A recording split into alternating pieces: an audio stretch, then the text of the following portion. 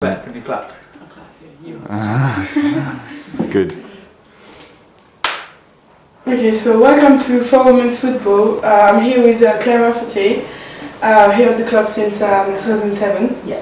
So I have some questions for you about the evolution of women's football and your career. Mm-hmm. So it was much more difficult for you back then to progress in the game. So what was the difference basically if now the young girls, they have like coaching facilities? I've been at Chelsea for 10 years now, and it's progressed so much. The difference, we used to train just twice a week over on the pitch, on the 3G pitch at 7 o'clock at night, and we used to, as soon as the lights went out, we had to run off the pitch because no one could see anything. But now we have this whole building to ourselves. We're in every day, train 9 till like 3 o'clock. We have lunch, breakfast, so I mean the facilities are so much better, and there's only a few clubs who are kind of at the level that Chelsea are at as well. Obviously the money from the men and the backing helps quite a lot. You have the likes of Man City and Arsenal and Liverpool are probably similar level of standard, but I mean the difference is so much greater than it was even in the last 2 years. I think like from an international perspective as well, England doing well in World Cups and stuff, that helps grow the game.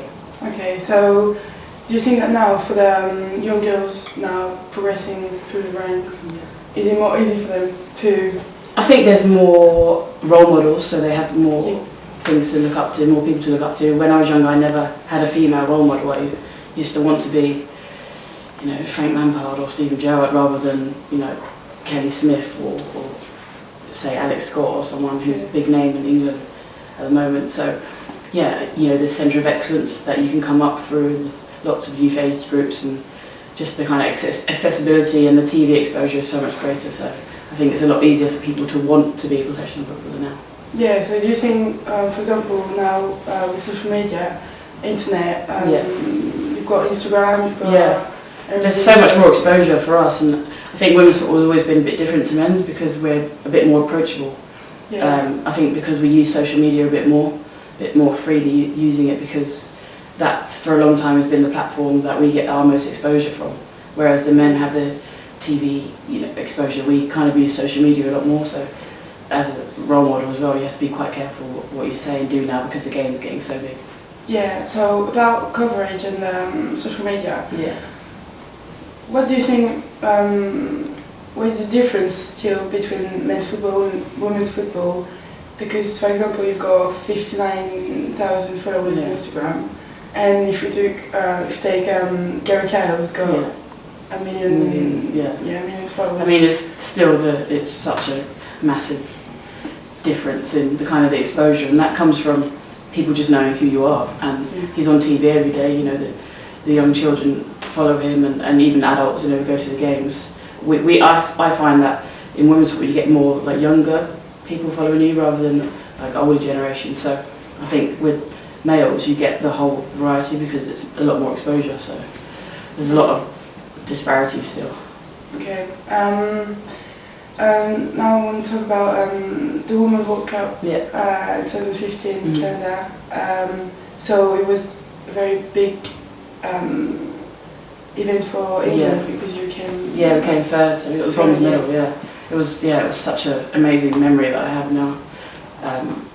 And there's quite a lot of pressure on that because the Euro's coming up in July as well, so there's quite a lot of pressure now, having come third in the World Cup, to go one further and even better to get first or second spot. So that Canada was such an amazing experience, and I think the quarterfinals we ended up playing in front of 60,000 people, which in this country you don't really get as much, but in America and Canada they have a lot more following of women's sports, so that's kind of proportionate to the crowds that you get. So that whole experience is amazing, and one that I cherish and I'm really proud of. So and so what do you think?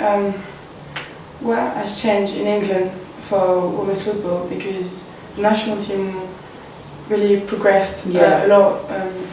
I think the people kind of just take us a bit more seriously, and before people weren't saying that women's football was slow and it wasn't as athletic, but now I think because of the way the men's game is going, and you only saw yesterday Sanchez fall on the floor after pretending to get hit in the face, which is embarrassing. You don't really get that in the women's game. It's a bit more kind of raw, so you don't get the prima donna aspect of it, and that's what's drawn quite a few additional followers from kind of the men's side, and it's given it a bit more respect because people don't like it when people are diving around on the floor pretending to be injured. So I think that's kind of one of the differences. But yeah, obviously after having won the bronze, people were, when you win, that brings media coverage. So if we were to lose, everyone would be like, oh, same old England, blah, blah, blah.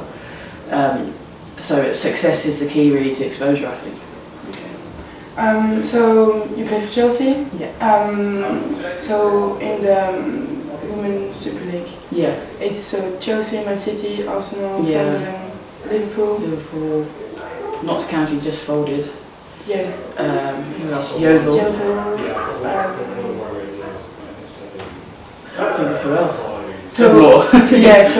So I think there's about 9 teams in the league, so it's a small league, but it's because the money to buy in, you have to be sustainable, so that's why it's quite small. What do you think, for example, Manchester United, they don't have a women's team?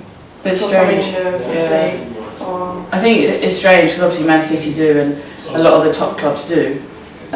Even you have Tottenham and Brighton and them kind of teams who are a few leagues below, they still have competitive women's teams. Man United don't have one at all, which is strange. I don't know why they wouldn't, but I think there's been quite a lot of pressure on them to get one. So I wouldn't be surprised if in a few years you'd see that kind of come about. But I think that's just down to the club and how they want to spend their money, because in order to compete, they have to invest quite a lot, and because they'll be starting from nothing. I don't know who they'd steal the players from, but it'd probably be Man City. So you think maybe in a few years all the Premier League teams are going to have? Yeah, I think that's the way it's going to go, because as you saw in the media recently, Notts County folded because they were liquidated, they couldn't pay their funds. But that's kind of because that would never happen at Chelsea because of the huge scale of the club and the financial backing that we have. So that's why I think all the bigger clubs are going to end up being the ones that are the heavyweights, because like Notts County, I think it was like a £300,000 debt, which to a club like Chelsea is absolutely nothing. So it's a lot of money, but like it's to them it's nothing. So that kind of smaller club mentality is probably going to miss out, I think. Okay. And now about you, I know that you have a job